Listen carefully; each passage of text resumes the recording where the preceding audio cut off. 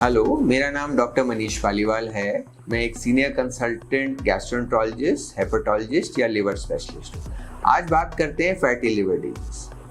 अगर आप इंटरनेट देखेंगे, यूट्यूब वीडियोस देखेंगे, इंस्टाग्राम देखेंगे तो फैटी लिवर पे काफ़ी इन्फॉर्मेशन मिल जाएगी। चलिए इसको बिल्कुल सिंपल तरीके से समझने की कोशिश करते हैं। क्या इसकी प्रॉब्लम है, कैसे होती है, किस तरीके से ये इंक्रीज होती है, अगर हमने ध्यान नहीं दिया तो ये आगे क्या कर सकती है हमारी बॉडी में, और इसके associated risk factors, complications, treatment सब पे बात करें। फैटी लिवर डिजीज बड़ा सिंपल है, ये समझना कि अगर लिवर पे एक लिमिट के आगे फैट ज़्यादा जमा हो जाए तो फैटी लिवर हो जाएगा। अब देखिए, बहुत सारे लोग रूटीन अल्ट्रासाउंड कराते हैं और देखते हैं कि उनको फैटी लिवर डिजीज है। कई बार तो वो ये सोचते हैं कि ये तो मेरे साथ वाले को भी है, इससे तो क्या डरना। बट प्लीज समझिए, फैटी लिवर डिजीज का मतलब ये है कि आज इतनी पॉपुलेशन में है and this is a very big growing concern सारे लिवर स्पेशलिस्ट के लिए, बिकॉज फैटी लिवर डिजीज ऐसी है जो कुछ परसेंटेज ऑफ केसेस में प्रोग्रेस करती है तो आपको लिवर के कैंसर, लिवर के सिरोसिस जिसके बारे में बात करते हैं, उसका रिस्क बन जाता है। और आज तो ये रिसर्च क्लियर है कि अगर आपको फैटी लिवर डिजीज ही हो तो आपको लिवर कैंसर का रिस्क नॉर्मल पॉपुलेशन से ज़्यादा है। सो इग्नोरेबल चीज़ नहीं है। सो आज सोचिए कि ये इतनी ग्रोइंग डिसऑर्डर है और काफ़ी रैपिडली लोगों में इंक्रीजिंग इसका रीज़न है और देखा जा रहा है। और अच्छी बात यह है कि लोगों को इसकी अवेयरनेस भी है। आज सोचिए, हमारी गवर्नमेंट ऑफ इंडिया ये भी देख रही है कि कितनी सारी चीज़ें खाने से लिवर पे नुकसान हो रहा है। जैसे कह रहे थे कुछ दिन पहले, समोसा खाने से दिक्कत है। तो आप समझिए फैटी लिवर डिजीज के क्या रिस्क फैक्टर्स होते हैं। आपका ओवरवेट होना, स्पेशली अगर आपका काफ़ी पेट निकला हुआ है और बेली है तो ये एक रिस्क फैक्टर है। आप स्मोक कर रहे हैं तो आपका इंसिडेंस बढ़ जाएगा। अगर आपको डायबिटीज़ है या आपकी blood sugar upper limit of normal से ज़्यादा है थोड़ी सी, तो आपका रिस्क हो जाएगा।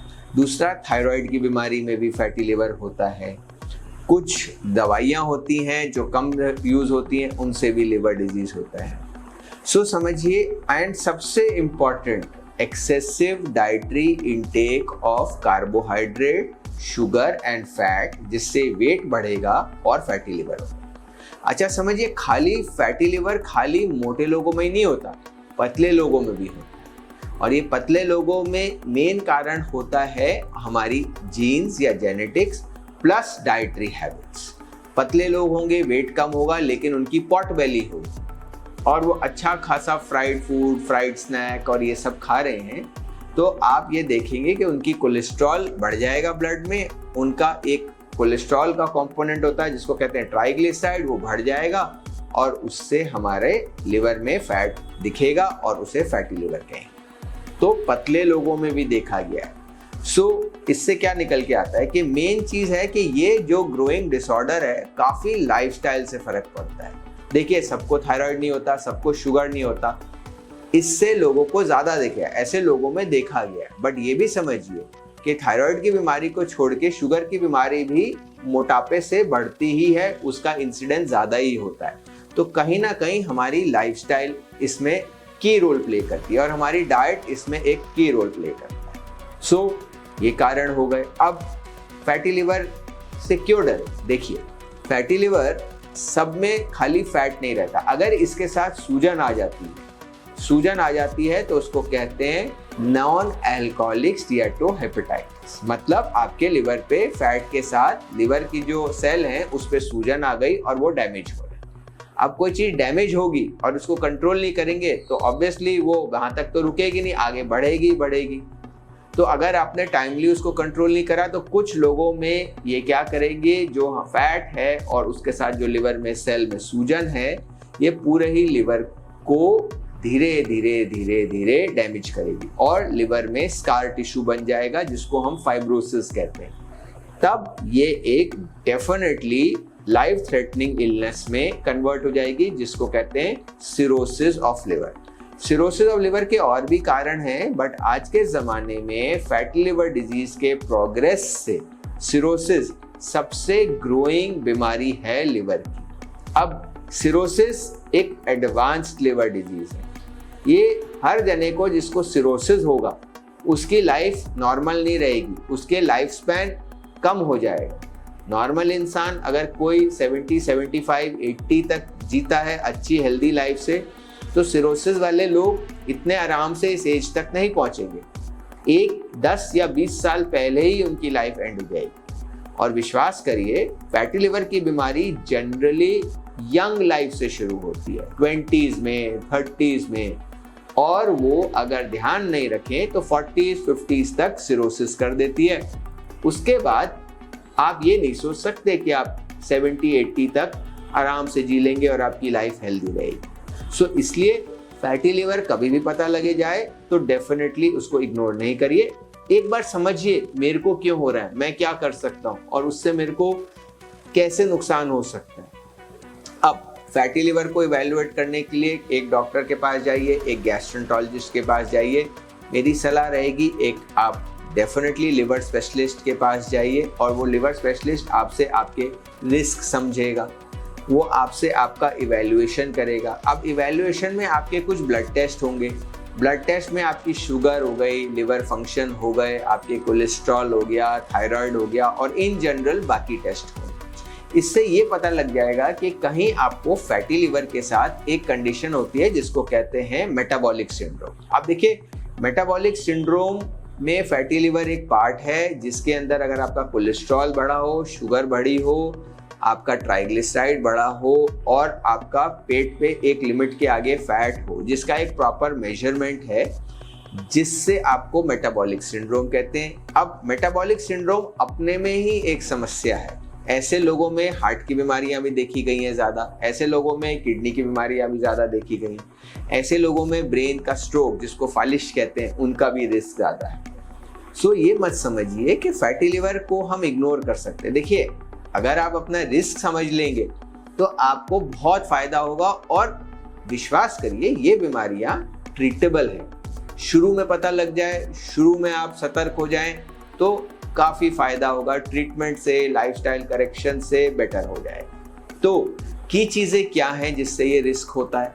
एक्सेसिव शुगर लेना, एक्सेसिव कार्बोहाइड्रेट्स लेना, एक्सेसिव फैट्स लेना, चॉकलेट्स में बिलीव करना, मिठाइयों में बिलीव करना, नमकीन खाना, काफ़ी फ्राइड स्नैक खाना, बल्क ईटिंग करना, ओवरवेट होना। इसके साथ साथ स्मोकिंग से लिवर पे सूजन का रिस्क बहुत बढ़ जाता है, और स्मोकिंग लिवर कैंसर का भी एक बड़ा रिस्क है। तो ऐसा देखा गया है कि जो लोग स्मोक करते हैं, फैटी लिवर है, उनमें एडवांस लिवर डिजीज होने का रिस्क बढ़ जाता है। इन्हीं बीमारियों से डायबिटीज भी होगी जो आपको फिर मेटाबॉलिक सिंड्रोम की तरफ ले जाएगा। तो लाइफस्टाइल को करेक्ट करना is the key for any liver disease. Fatty liver के लिए डेफिनेटली लाइफस्टाइल करेक्शन है, और लाइफस्टाइल करेक्शन में सबको पता है आज के ज़माने में आप मीठा कम करिए, आप वाइट फ्लावर या आप मैदा या ऐसी चीज़ें जिसमें आपको पता है कार्बोहाइड्रेट्स हाई हैं, बैड कार्बोहाइड्रेट्स तो नहीं। देखिए, कुछ कार्बोहाइड्रेट्स होते हैं जैसे मिलेट्स, वो रीजनेबली हेल्दी हैं, उनको थोड़ा ज़्यादा प्रयोग करिए, वेट लॉस करिए, आप शुगर की मात्रा कम करिए, आप फ्राइड फूड की मात्रा कम करिए। मेन चीज़ है एक्सरसाइज करिए, और देखिए कि मेरा बेली फैट, जो मेरे पेट पे चर्बी आ गई है, वो कम हो। और अगर आप पतले हैं और आपको लीन फैटी लिवर की बीमारी है, तब आप ये देखिए कि मेरी डाइट में क्या है, मेरे रिस्क फैक्टर्स क्या है, मेरा थायराइड कैसा है, और उसको कंट्रोल करिए, उससे भी आपको फ़ायदा होगा। और डेफिनेटली एटलीस्ट 6 महीने या साल में अगर आप यंग एज पे हैं तो अपना इवैल्यूएशन देख लीजिए कि कहीं मेरी ये परेशानी कम हो रही है कि बढ़ रही है।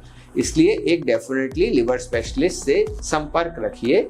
अगर आपके पास लिवर स्पेशलिस्ट नहीं है तो एक अच्छे फिजिशियन से ही समझ लीजिए, और अपने ये देखिए कि मेरी लाइफस्टाइल मैंने इम्प्रूव करी है कि नहीं। अब देखिए, आपने सब कुछ कर ली और आप इम्प्रूव हो गए, सो मेजॉरिटी ऑफ द लोग इवन लीवर की सूजन भी रिजॉल्व हो जाती है। कई बार इसके लिए दवाइयाँ भी देनी पड़ती हैं, मैं उस डिटेल में नहीं बताना चाहता, क्योंकि वो एक आपका 1-to-1 discussion is best for you, ताकि आपको दवाइयों के इफेक्ट और साइड इफेक्ट समझ में आए और ड्यूरेशन समझें और उसका ट्रीटमेंट, उससे भी मदद मिलती है।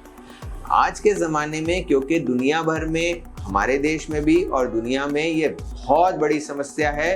तो काफ़ी दवाइयाँ भी हैं और वेट लॉस के भी बहुत सारे तरीके हैं। वेट लॉस में दवाइयों से भी हो सकता है। सबसे इम्पॉर्टेंट डाइट और एक्सरसाइज है। दवाइयाँ हेल्प करती हैं, सर्जरी हेल्प करता है, एंडोस्कोपिक ट्रीटमेंट हेल्प करता है। तो सारे ही लोग आपकी हेल्थ के लिए, लेकिन सबसे पहले सेल्फ हेल्थ। अपने लाइफस्टाइल को ठीक करिए, अपनी डाइट को करेक्ट करिए, अपनी एक्सरसाइज करिए। देखिए, एक बार लिवर की बीमारी बढ़ जाएगी ना, तब आप कुछ ना भी कर लें, आपको रिकवरी की चांसेस कम से कम हो जाएंगे, या हो सकता है वो ही ना। उससे बचिए। हमने वो कर लिया। अनफॉर्चुनेटली कुछ लोगों को ये बीमारी बहुत लेट पता लगती है। उनको 10-20 साल और पता लगा 40 और 50 की एज में सडनली डॉक्टर ने बोल दिया कि सिरोसिस ऑफ लिवर है। बाकी कारण देख लिए और पता लगा कि आपके सिरोसिस ऑफ लिवर हो गया। तो ये कॉम्प्लिकेशन है, डरिए नहीं, ठीक है, बीमारी आ गई है, फिर भी लाइफस्टाइल हेल्प करेगी, फिर भी शुगर हेल्प करेगी, फिर भी आपका intake of fried, sugary and junk food कम करना या वेट कम करना हेल्प करेगा। प्लस तब तो आपको डेफिनेटली इंटेलिजेंट और एक समझदार फिजिशियन या आइडियली एक लिवर स्पेशलिस्ट के संपर्क में रह के रेगुलरली चेकअप कराएं, और इसको तो किसी हालत में इग्नोर नहीं करें, क्योंकि अब आपके रिस्क फैक्टर्स प्रोग्रेशन के रहेंगे। इसमें डॉक्टर आपके ब्लड टेस्ट भी रेगुलरली करेंगे, आपके लिवर के अल्ट्रासाउंड या लिवर का सीटी स्कैन या एमआरआई भी होगा।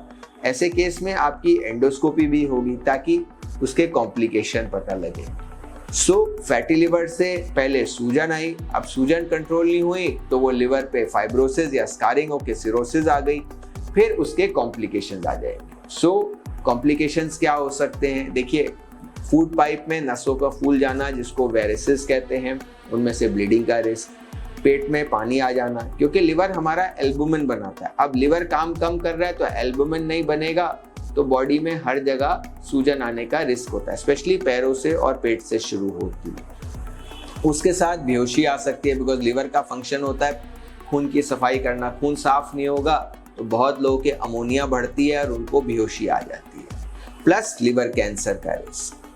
ऑल्दो सारी चीजें हाथ से नहीं गई हैं, बट इसका फिर आपका स्पेसिफिक इलाज होगा। तो इसलिए एंड में मैं ये बताना चाहूंगा, शुरू तो हुई थी एक सिंपल से फैटी लिवर से, जिसको आपने यंग एज में देखा, बट ये इग्नोर हो गया, या अनफॉर्चुनेटली कभी शुरू में समझा ही नहीं कि मेरे को क्या हो रहा है, या इन्वेस्टिगेशन नहीं हुआ, अब समस्या आ गई। तो बेस्ट तो ये है कि अगर यंग एज में पता लग जाए तो लाइफस्टाइल ठीक कर लीजिए, कभी यहाँ तक प्रोग्रेस ही नहीं करेंगे। Thank you.